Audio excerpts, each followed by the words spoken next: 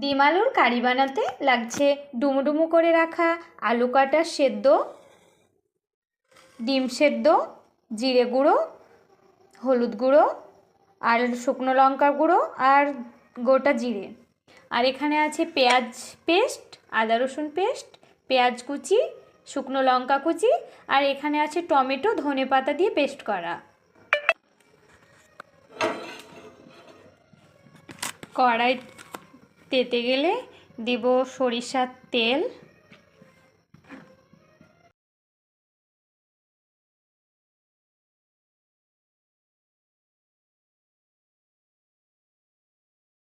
দিয়ে দেব শুকনো লঙ্কা গুঁড়ো, জিরে, সেদ্ধ করে রাখা আলু। আলুটা ভালোভাবে ভাজা হয়ে গেলে,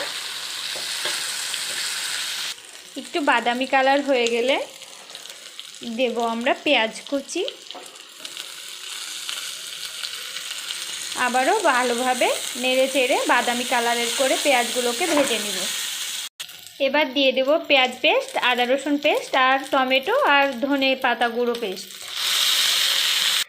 হলুদ গুঁড়ো লঙ্কা গুঁড়োও দিয়ে দেব।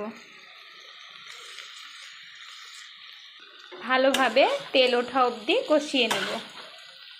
ভালোভাবে কষানো হয়ে গেলে আমরা হলুদ গুঁড়োর আর লঙ্কা গুঁড়ো মিক্স করে জলটা দিয়ে দেব।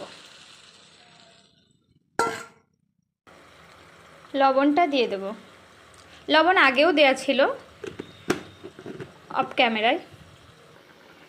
জলটা ফুটে গেছে, এবার ভেজে রাখা ডিমগুলো দিয়ে দেব।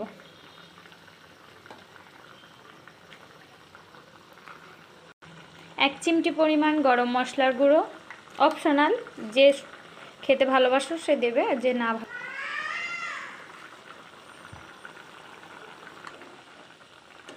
ভালোভাবে ফুটে গেলে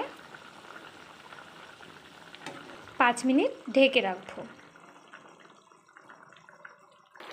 পরিমাণ মতো ঝোল রেখে আমরা নামিয়ে নেব।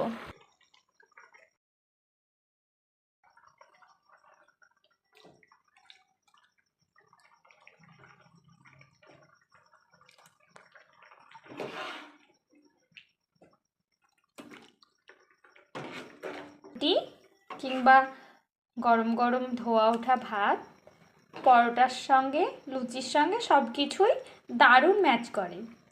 আপনারা একবার করে দেখতে পারেন।